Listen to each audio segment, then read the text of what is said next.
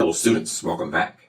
We're going to continue with the same topic we left off with last time. In the last lecture we talked about the party analogy, and we made the analogy that the number of people who attend the party will be dependent upon the number of people who are there. This analogy is associated with the binding of oxygen to hemoglobin. So we're going to continue today talking about the oxygen that's in our blood. But before we do, we're going to talk about respiration. What is respiration and how does it occur?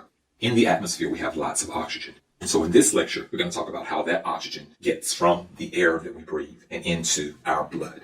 Not to the hemoglobin, but just into our blood. The actual oxygen gas is absorbed in our blood before it gets to the hemoglobin. And so we're going to talk about that. And so there are several players involved. The two main gases are oxygen and carbon dioxide. We'll talk about how the oxygen enters our respiratory system. It goes into the lungs and then into the blood. And we'll talk about how the heart pumps that blood to our tissues and how the carbon dioxide that's created in our tissues goes back to our heart, back to our lungs, and is exhaled. There are several components involved in this. And so what I want to do first is identify all of those components. I'm going to draw all of those components first, and then we will come back and discuss them. So let's draw those components now.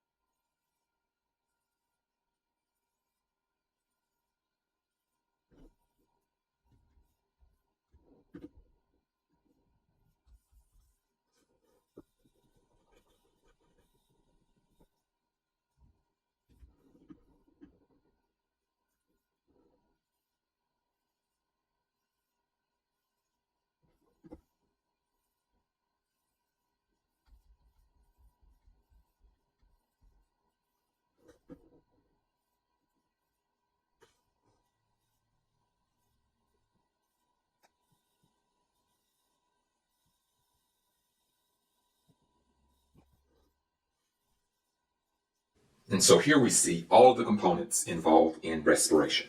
Let's summarize this information first before we start adding any new information. And so in the atmosphere, we start out with oxygen. That's what we want. And so the oxygen goes into our respiratory system, into the trachea, into the bronchi, into the bronchioles, and into those little sacs. Looks like a little sack of grapes or a cluster of grapes. Those are alveoli. And it is in the alveoli where the oxygen from the outside actually comes into contact with our blood. And so it's here where the oxygen enters the blood. And so it goes into these capillaries that make up the pulmonary vein. This pulmonary vein takes this oxygenated blood to the heart. The heart pumps this oxygenated blood to our tissues, all the tissues of the body. And then the oxygen leaves the systemic arteries and goes into the tissues. Now the carbon dioxide that's produced in our tissues now enters the systemic veins. And so these systemic veins go to the heart and then they're pumped into the pulmonary artery. This carbon dioxide then goes back to the lungs and is exhaled. And so those are all of the components involved in respiration. So I just want to mention a few other things. The concentration of oxygen in the air. Let's talk about that one because there's a term that you'll need to be familiar with. And so let's just look here. I'm going to zoom in here. The concentration of oxygen in the air is about 21%. And so let's represent that here. The concentration of nitrogen in the atmosphere is about 79%. Atmospheric pressure is measured using a barometer. The unit for atmospheric pressure is millimeters of mercury. We won't go over any more detail than that. Normal atmospheric pressure is so many millimeters of mercury. I'm sure that many of you have heard this before, and so some of you will know what this number is. So let's see if you can figure it out. I'll give you about 3 seconds to see if you know what normal atmospheric pressure is in millimeters of mercury. That number is 760 millimeters of mercury. And so that means that the atmosphere, all the gases in the atmosphere, the oxygen and the nitrogen, they push down on us with a pressure of 760 millimeters of mercury. And so oxygen contributes 21% of that atmospheric pressure. Nitrogen contributes 79% of that atmospheric pressure.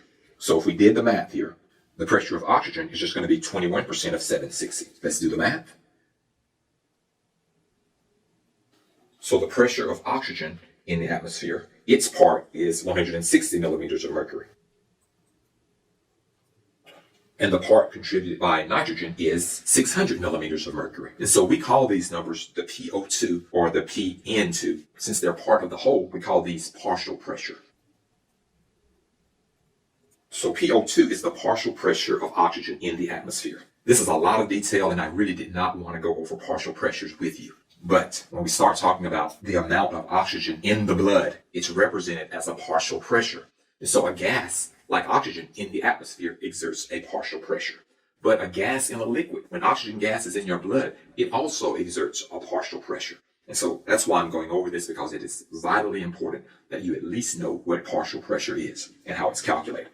So in the atmosphere, this is the partial pressure of oxygen, 160 millimeters of mercury. And if there were no nitrogen and it was just all oxygen, the partial pressure of oxygen would be 760. And so as you can see, when you introduce more gases, you decrease the individual partial pressures because they contribute less. And so when the oxygen here enters the respiratory system, it's coming in with a partial pressure of 160 millimeters of mercury in the trachea. In the bronchi, still 160 millimeters of mercury. But when it starts getting into the lung, you introduce another gas, and that gas is water vapor. And so not only are you going to have the nitrogen and the oxygen and some carbon dioxide, but now you're going to have water vapor. So let's represent water vapor here in the lungs. In addition to oxygen and nitrogen, you're also going to have water vapor and carbon dioxide in the lungs. And so when the oxygen that you breathe in gets to the lungs, it now has a partial pressure of about 100. The actual number is about 105, but for now we're just going to say it's 100. So in the lungs, the oxygen has a partial pressure of about 100 millimeters of mercury. That's the only number I'm going to tell you. It's just either going to be a 100 or lower than 100. That's the only thing we're going to have. So here the oxygen is going to enter a capillary of the pulmonary artery. And so in the pulmonary artery, the partial pressure of oxygen is going to be less than 100. And since it's less than 100, the oxygen is going to be able to move from that higher concentration to the lower concentration. So now it's going to enter the pulmonary vein. This oxygenated blood goes to the heart, and this oxygenated blood is transported to the tissues through a systemic artery. The oxygen in this systemic artery, of course, has a partial pressure of 100 millimeters of mercury, but the oxygen in the tissues has a lower partial pressure, less than 100. So the oxygen is going to be able to move from the higher concentration to the lower concentration. The carbon dioxide has a high partial pressure here in the tissues. There's lots of carbon dioxide in the tissues, less in the systemic veins. And so the carbon dioxide is going to enter the capillaries of these systemic veins. It's going to be transported to the heart. The heart is going to transport this deoxygenated blood to the lungs. In the lungs, the carbon dioxide is going to have a higher partial pressure in the blood vessel than it does in the alveoli. And so the carbon dioxide is going to leave the blood vessels, go into the alveoli of the lungs, and be exhaled.